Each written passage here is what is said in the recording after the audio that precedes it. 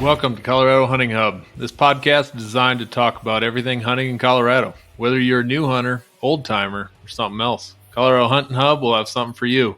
I'm your host, Clint Whitley, and let's get started. Welcome back, everyone, to Colorado Hunting Hub, and I appreciate you tuning back in, or if this is your first time listening, thanks for being here. We're getting a few more listeners out there, and I haven't even really done a big push yet of advertising, and that's going to be coming up. But just wanted to shout out to the Arizona guys. I've got a few guys from Points West Outdoors. Check out their YouTube channel. They're just been listening and commenting, so that's been nice.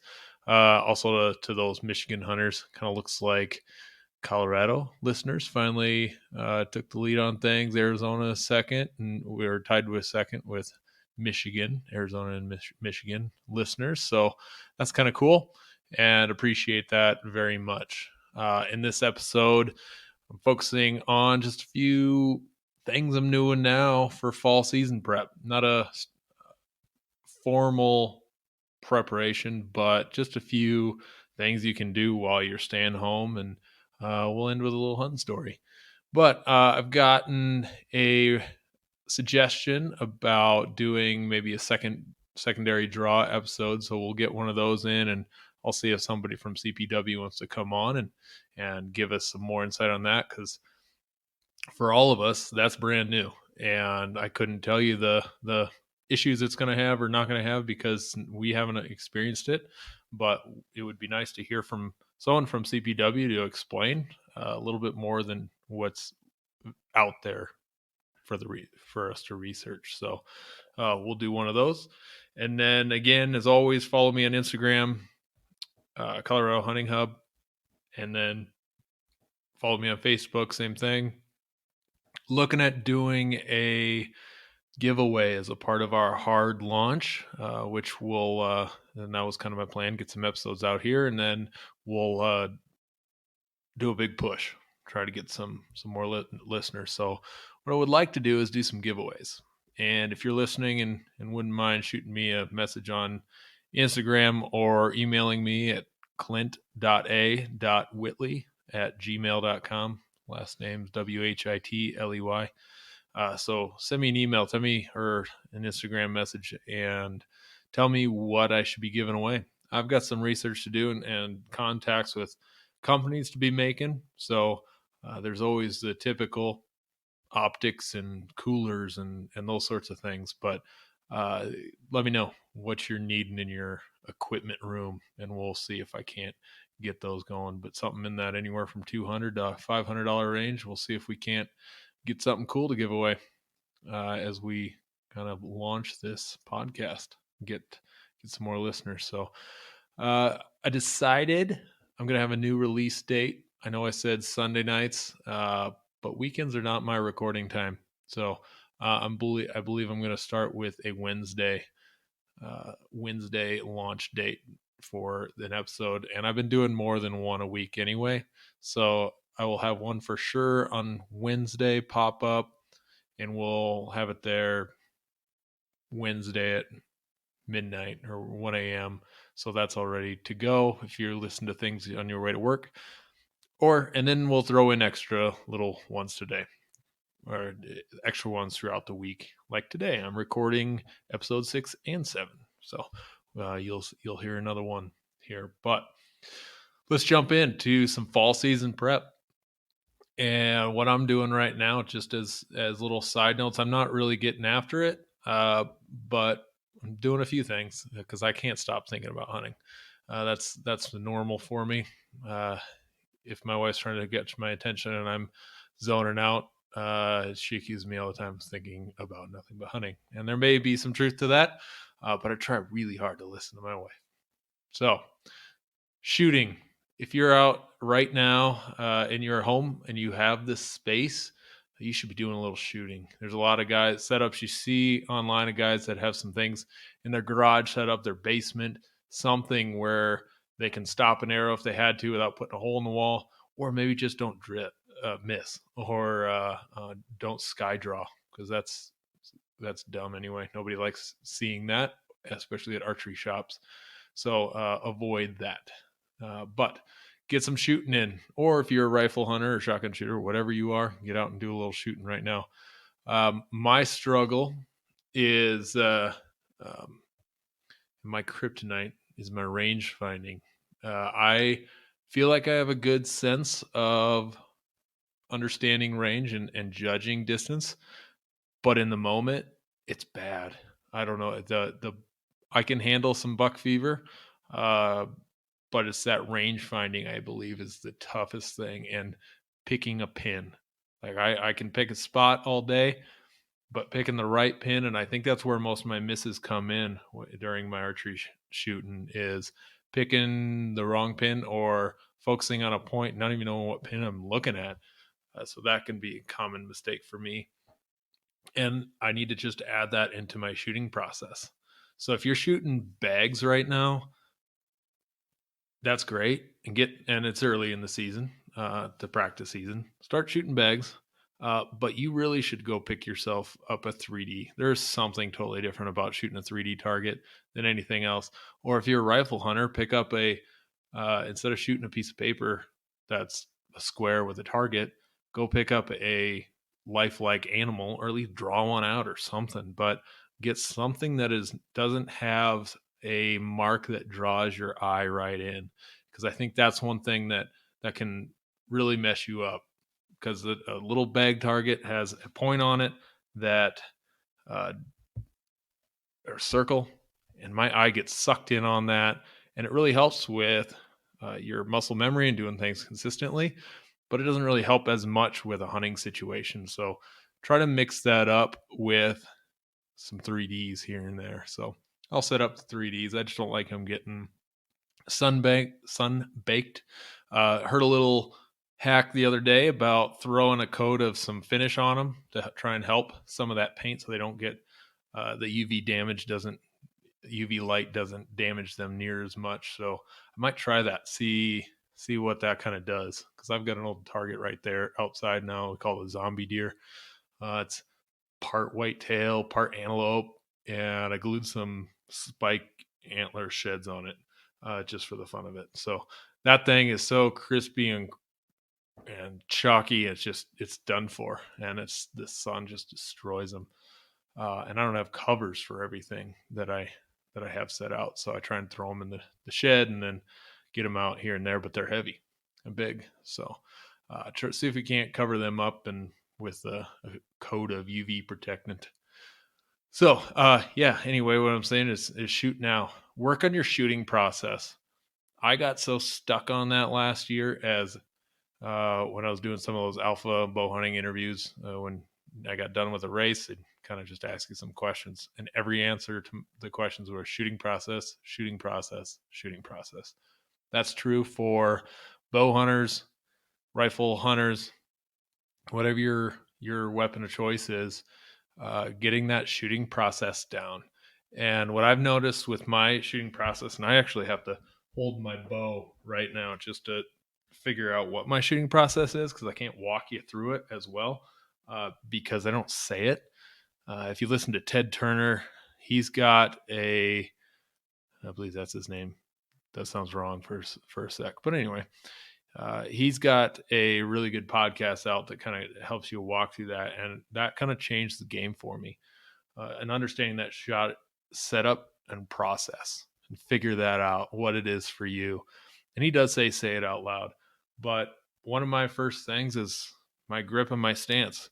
I'll have a pretty open stance and take one step forward as I'm getting to draw my bow back, pick up my bow hand, get ready to draw. And as soon as I draw, or as I'm drawing, I'm looking at my bubble.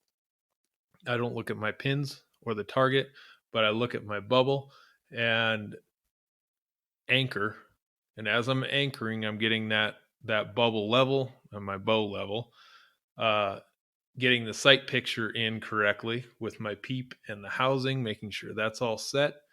And then what I'll do is settle in on a midway focus point between my pins and the target, picking that pin, picking the spot, and then a nice easy release. You listen to John Dudley and I'm missing his name all of a sudden. Douglas is his last name. Just won Vegas. They talk about not doing the typical squeeze your shoulders and follow through. They do in a sense, but Douglas was talking about in an interview I listened to that when you're he has a when you're ready to release your arrow, he has a method where he just knows and he's hovering over it, and when he's at it at the point where he wants to release it at the longest, that's when he just knows, and it just knows to go off, and he's trained himself to set that off. So I kind of feel like I have a similar approach where I've tried the tensioning of the back, and I know that's been over it's been said over and over again how that is a proper shooting technique, but I think there is a method of not punching the trigger but squeezing the trigger just like you would a rifle. That does have some good accuracy with it. And I know guys can get good at punching the trigger, but I think a squeeze is kind of been some of the better approach for me with a deep hook and getting that trigger right on my second pad of my hand, because I am a wrist strap shooter, and I just haven't ever gone to something different. Next thing on your fall season prep, lose some pounds if you need to lose some pounds. I'm 6'7" and weigh 200 pounds. I haven't been able to gain weight, lose weight since or ever. And if that's something you need to do it. I can tell you I'm not in the best shape of my life. Did a little hiking this last weekend and noticed I could definitely get legged up a little bit better.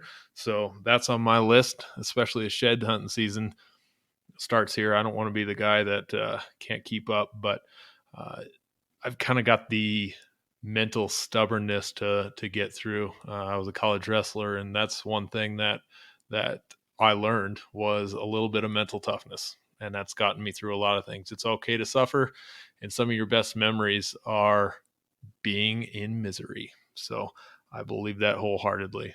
And even if I'm not in shape, I've been able to get through some grueling hunts just because I have that go, go, go kind of attitude. I wish that carried over to doing some workouts because I can't get myself to do them. Other things you should be doing this time of year, especially now, is some gear organization.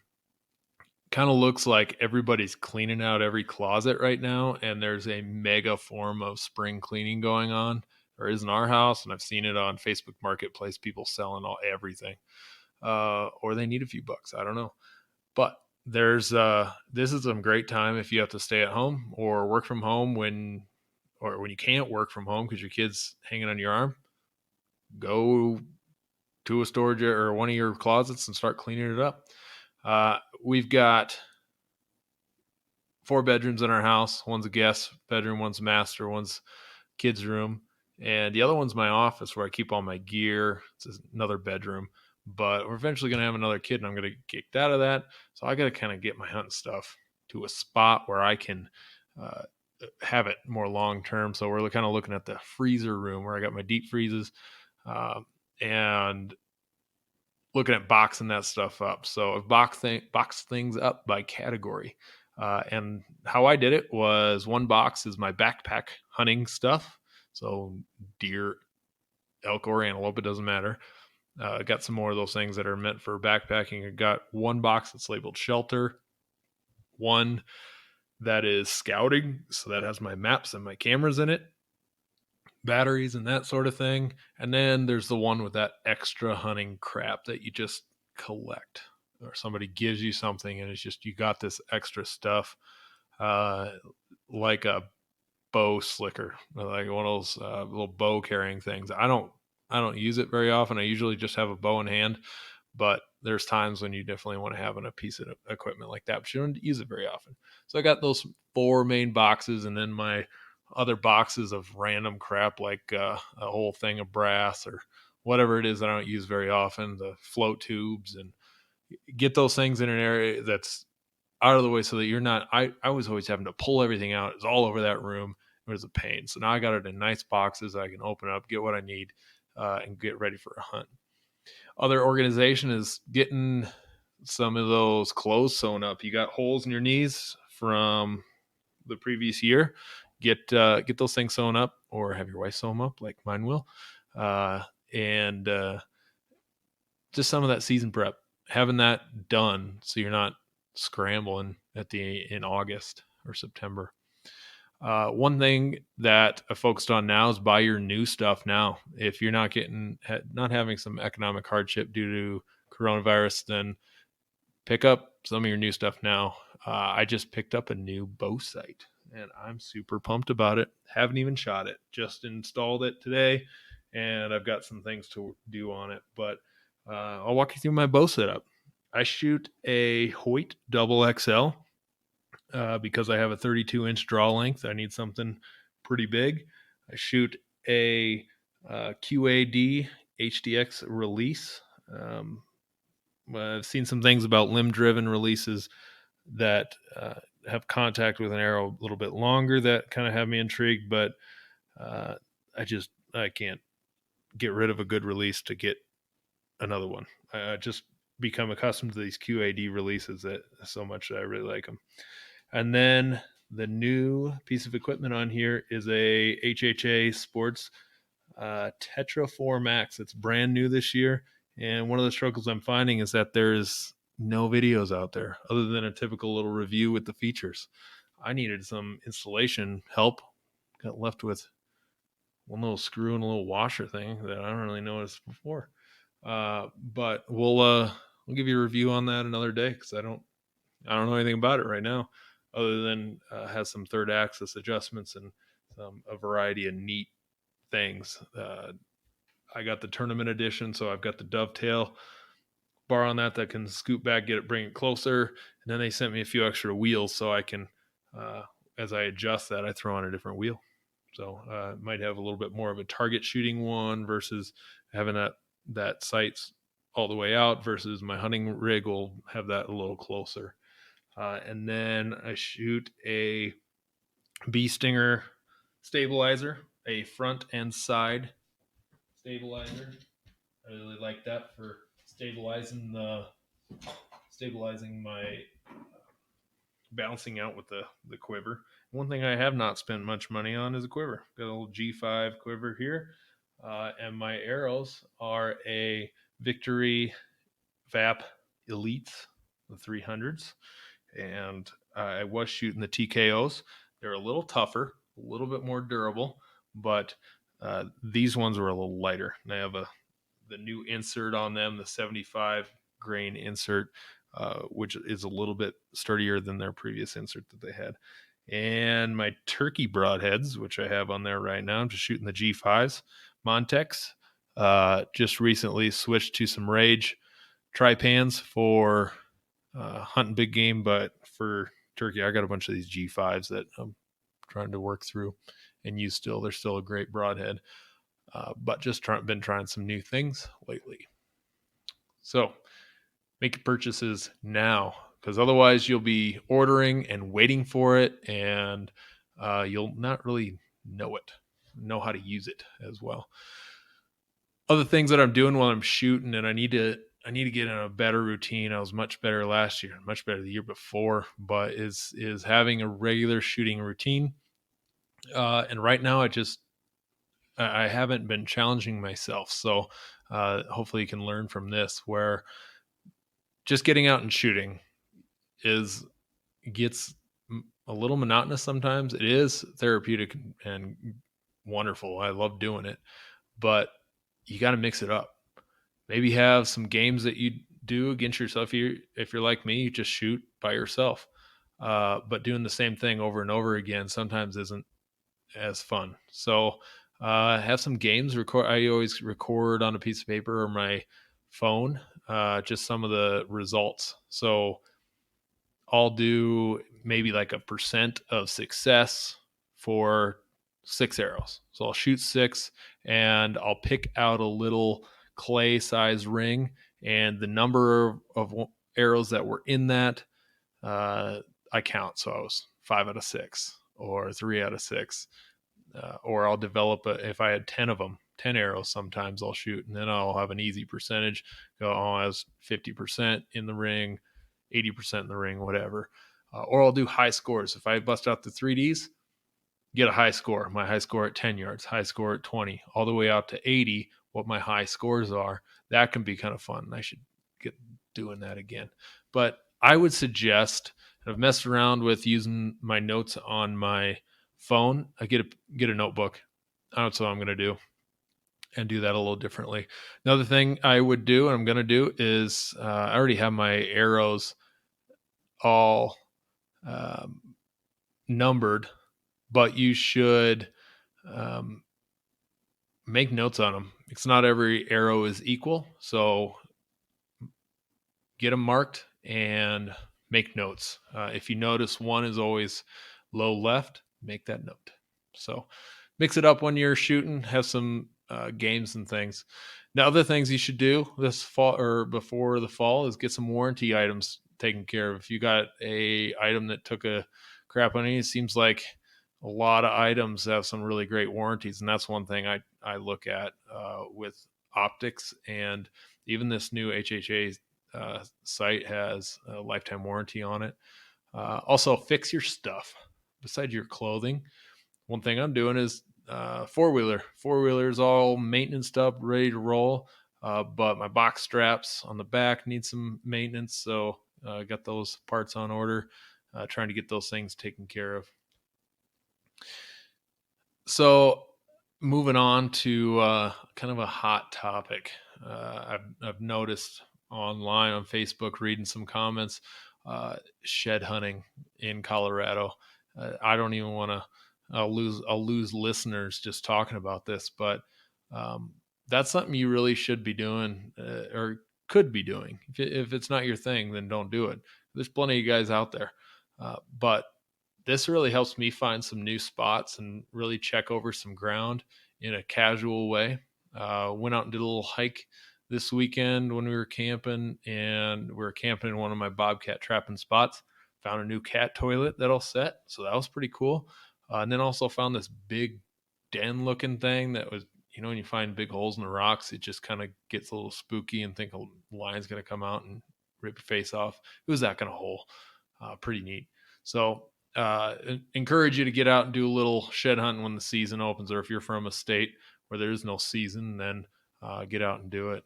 But man, the comments online are quite blatant. Um, there's no regard for what's allowed or within the law or not. I know there's a lot of people joking about it, but I'm curious as to who's serious about that. And I've heard and know of guys that they're out shed hunting anyway. Um, and it's a bummer. I know it's a new law, and that's the case with any new law. And if you're not familiar, Colorado has a shed hunting law. West of I-25 is closed to shed hunting. I don't know when it starts. I can't remember, but it doesn't open until May 1st. And east of I-25 is a different story. Private land is another story. And it's the whole focus is to keep the pressure off of wintering wildlife. And there's arguments for that, against that, whatever. I'm not going to get into a right or wrong with this situation, but it's a hot topic. There's a lot of people that are really upset about it. I'm not pleased with it either.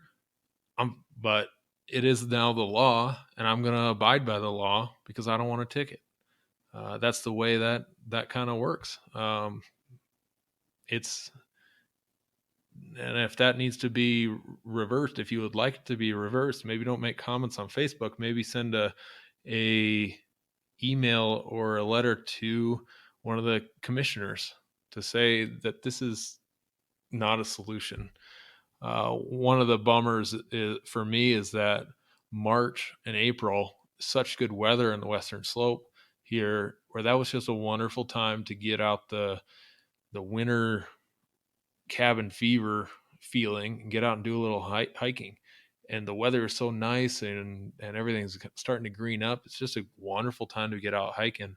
And there's no hunting seasons going on in between that February and before turkey season. So That's always a wonderful thing to do. But now I'm not allowed to do that unless I'm on private. But it's against the law to on public land. So I'm not going to. And I realize that there is a massive amount of other recreators on the land right now, but it's not, I didn't write that rule and I can't get rid of that rule. Maybe a group of us could, who knows?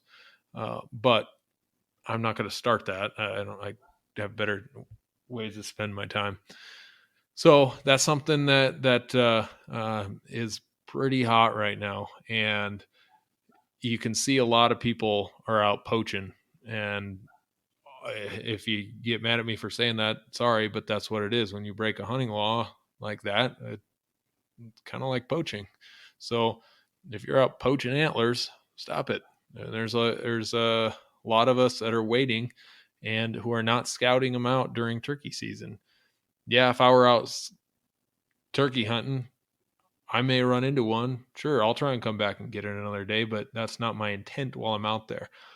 And if you read the statutes on it, it's actually ticket worthy for a warden to watch you go back and forth and grid a system, or a hillside, looking for sheds, and write you a ticket, even though you're not even finding any. There's ways that they're gonna find you and write some tickets, and they have been writing tickets. I've heard of a lot of officers patrolling and looking for shed hunters that shouldn't be out shed hunting yet. Kind of crazy, but that's what world we're in. That brings me to another point, is the topic of loving it to death. And we talk about these other recreators that are out there and they're recreating on this land like they can because it's public land and we're public landowners and we should be.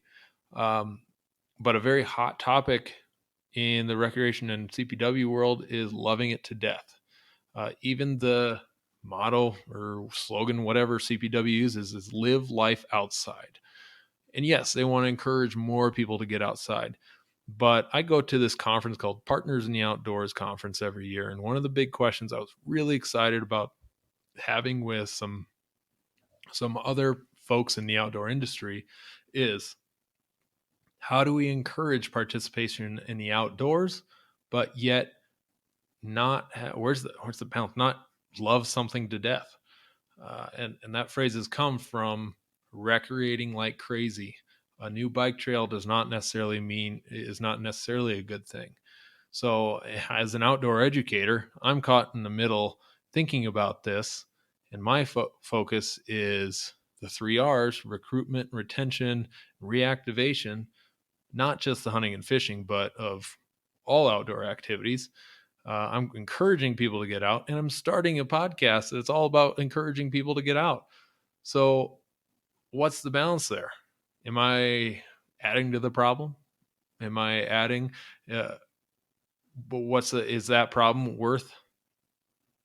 Is it okay to have that problem when it's making people's lives better?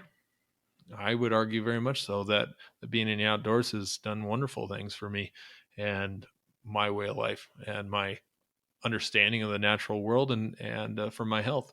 So there's a fine balance there, and I don't know how to approach that. And too bad that conference got canceled, because I was going to ask that question to a lot of people. What's the balance there between loving it to death and recruiting more people to recreate or hunt or fish? So there's something to think about. And if you got comments on that, questions or another viewpoint, send it to me. I'd love to hear it. Speaking of shed hunting and loving it to death, I'm pumped for opener. I got my in-laws coming in town, and my wife is sending me out the door for a couple of days. So I've got Friday, Saturday, got to come home Sunday. So 3 days.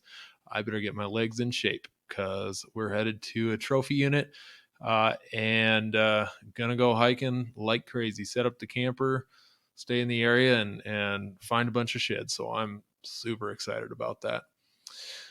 The other things we did last weekend, were I did a little turkey hunting. I know I said it in the first episode or whatever it was that I'm not that into turkey hunting, and I always say that. But then when turkey season's here, hunting's hunting. and I really enjoy it. I can't help it. I have to get out. I go buy a tag, even though I say I won't. But I guess my wife got me into this a little bit more. She got her first hunting tag, period, and we went out and tried to do a little hunting. Sat in a ground blind with a 2-year-old. That did not work well. He's playing with his cars and doesn't understand. Shh, be quiet. So, but a sucker is a wonderful thing, and playing a little Toy Story on a phone is definitely a good distractor because he's just too young to understand. But it was good to get out, and we have my wife within 30 yards on a little spot and stalks some turkeys, but she's doing it with a bow, and just I could see the discomfort. And my goal is not for her to actually shoot something. My goal is for her to see something cool that makes her want to do it again.